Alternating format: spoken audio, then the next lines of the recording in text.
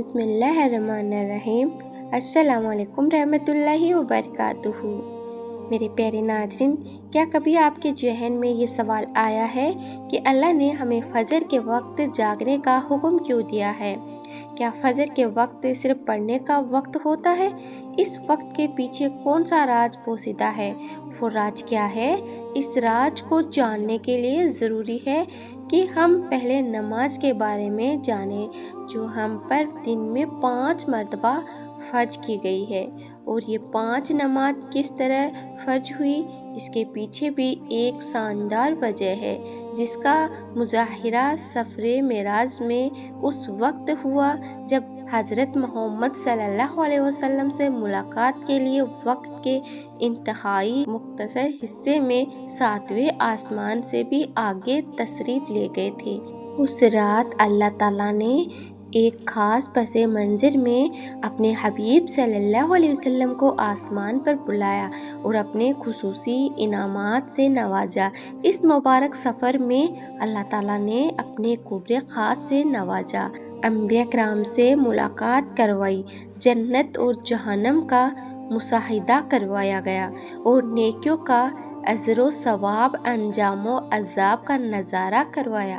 اس عظیم سفر میں بہت سے انعامات سے نوازا گیا، جن میں ایک خاص انعام امت کے لیے نماز کا تحفہ بھی ہے اور قیامت تک کے لیے انسانوں کو اپنے معبود اور خالق سے قریب کرنے کا عظیم تحفہ اور عبادت یعنی نماز اسی سفر میں عطا کی گئی۔ معراج کی رات جب آپ صلی اللہ علیہ وسلم کو اللہ پاک نے 50 نماز کا حکم دیا تو حضرت موسیٰ علیہ السلام کے کہنے پر آپ نے اللہ تعالیٰ سے 50 نماز میں نرمی کی درخواست کی، اور ایسا کئی بار ہوا، یہاں تک کہ اللہ پاک نے امت محمدی صلی اللہ علیہ وسلم کے لیے دن میں 5 نماز کا حکم دیا، جس کے بعد بھی حضرت موسیٰ علیہ السلام نے آپ صلی اللہ علیہ وسلم کو 5 نماز میں کمی کے لیے اللہ کے پاس ایک بار پھر جانے کا مشورہ دیا، لیکن تب تک آپ صلی اللہ علیہ وسلم نے فرمایا کہ میں نے اپنے رب سے کئی مرتبہ درخواست کر لی ہے، یہاں تک کہ اب مجھے حیا آ گئی ہے اور اب میں راضی ہوں اور اس حکم کو ہر طرح سے تسلیم کرتا ہوں۔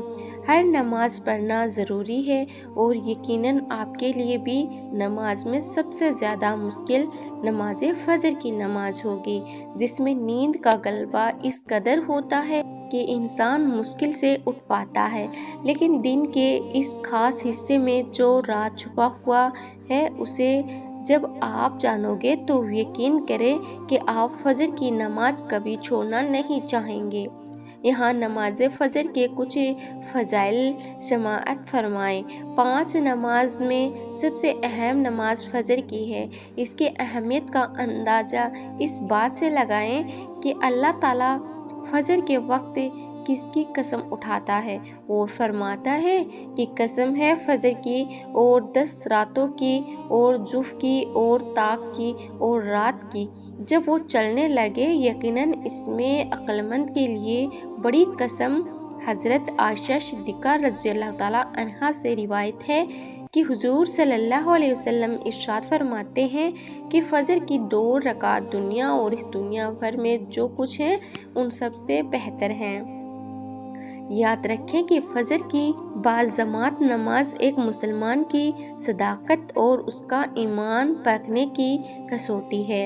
حضرت عبداللہ بن عمر رضی اللہ تعالیٰ عنہ فرماتے ہیں، ہم اگر فجر اور عشاء کی نماز میں کسی آدمی کو نہ پاتے تو اس کے بارے میں اچھا گمان نہیں رکھتے۔ فجر کی نماز جہنم سے حجاب، اور حضرت محمد صلی اللہ علیہ وسلم نے فرمایا، جو شخص سورج نکلنے سے پہلے اور سورج ڈوبنے سے پہلے کی نماز یعنی فجر اور عصر پڑھتا ہے وہ ہرگز جہنم کی آگ میں داخل نہیں ہوگا۔ سبحان اللہ۔ فجر کی نماز جنت کی ضمان ہے۔ رسول اللہ صلی اللہ علیہ وسلم نے ارشاد فرمایا، جو شخص 2 ٹھنڈی نماز یعنی فجر اور عصر پابندی سے پڑھتا ہے وہ جنت میں داخل ہوگا۔ فجر کی نماز نہ پڑھنے پر حضرت عبداللہ رضی اللہ تعالیٰ عنہ سے روایت ہے کہ نبی کریم صلی اللہ علیہ وسلم کے سامنے ایسی شخص کا تذکرہ کیا گیا جو صبح ہونے تک سوتا رہتا ہے، یعنی فجر کی نماز ادا نہیں کرتا۔ تو آپ صلی اللہ علیہ وسلم نے ارشاد فرمایا، ایسے شخص کے کانوں میں شیطان پیشاب کرتا ہے۔ فجر کی نماز کے لیے کس طرح اٹھیں؟ نمبر 1، رات کو ہر حال میں جلدی سوئیں۔ نمبر 2، سوتے وقت فجر کی نماز جماعت سے ادا کرنے کا پختہ ارادہ کریں۔ تیسرا، ایسے اسباب اختیار کریں جن سے فجر کی نماز کے لیے اٹھنا آسان ہو۔ مثلاً موبائل پر الارم لگائیں، مناسب وقت پر الارم سیٹ کریں، اس کو مناسب جگہ پر رکھیں۔ اگر ان امور کی روایت کر کے سوئیں گے تو انشاءاللہ فجر کی نماز جماعت کے ساتھ ادا کرنا آسان ہوگا۔ پھر بھی اگر کسی دن اتفاق سے بیدار ہونے میں تاخیر ہو جائے تو جس وقت بھی آنکھ کھلے سب سے پہلے نماز ادا کر لیں۔ انشاءاللہ تاخیر کا کوئی گناہ نہیں ہوگا، لیکن اس کو معمول بنانا گناہ ہے جو کسی بھی طرح جائز نہیں ہے۔ دنیا میں کئی ایسے لوگ ہیں جنہیں بے خوابی کی شکایت ہوتی ہے، جس میں وہ ساری رات سو نہیں پاتے اور پورا دن کام کاج کر کے جب رات کو بھی سو نہیں سکتے تب کئی طرح کی دماغی اور جسمانی بیماریاں جنم لیتی ہیں، اور اس بیماری کا شکار آج ہر دوسرا تیسرا شخص ہو رہا ہے، جس کے بڑی وجہ اللہ کی احکامات کو پیچھے چھوڑ کر دنیا کی رنگینیوں کے پیچھے بھاگنا ہے۔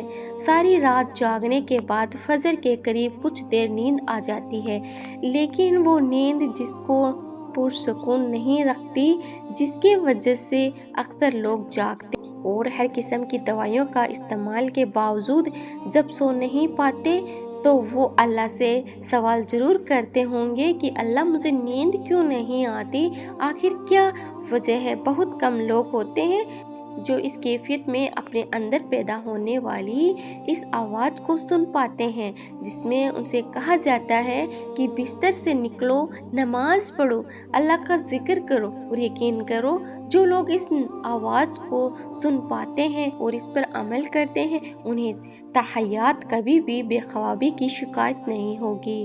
حدیث میں آپ صلی اللہ علیہ وسلم نے فرمایا کہ رات اور دن میں فرشتوں کی ڈیوٹی بدلتی رہتی ہے، اور فجر اور عصر کی نماز میں ڈیوٹی پر آنے والے اور رخصت پانے والوں کی پھر تمہارے پاس رہنے والے فرشتے جب اوپر چڑھتے ہیں تو اللہ تعالیٰ پوچھتا ہے، حالانکہ وہ بہت زیادہ اپنے بندوں کے بارے میں جانتا ہے، پھر بھی اللہ تعالیٰ فرشتوں سے پوچھتا ہے کہ میرے بندوں کو تم نے کس حال میں چھوڑا تھا؟ وہ جواب دیتے ہیں کہ ہم نے جب ان کو چھوڑا تو وہ فجر کی نماز پڑھ رہے تھے، اور جب ہم ان کے پاس گئے تب بھی وہ عصر کی نماز پڑھ رہے تھے۔ فجر اور عصر کی نماز کے اوقات میں سونے سے منع کرنے کے پیچھے بھی ایک بڑی وجہ ہے، اور وہ یہ ہے کہ سائنس کہتی ہے کہ جب سورج طلوع ہوتے وقت اور شام کو غروب ہونے سے پہلے سونا نہیں چاہیے، اس وقت آکسیجن کا مقدار زیادہ ہوتی ہے، اور یہ آکسیجن آپ کو دن بھر فٹ رکھنے کے لیے نہایت ضروری ہوتا ہے۔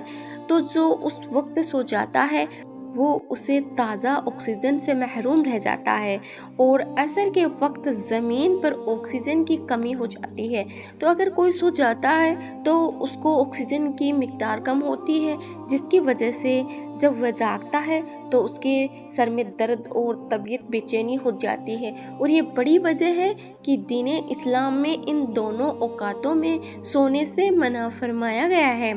نماز فجر کے بارے میں ایسے بے شمار فضائل اور بھی ہیں جن کو ہم نہیں جان سکتے، اگر انسان ان کو جان لے تو کبھی کوتاہی نہ کریں۔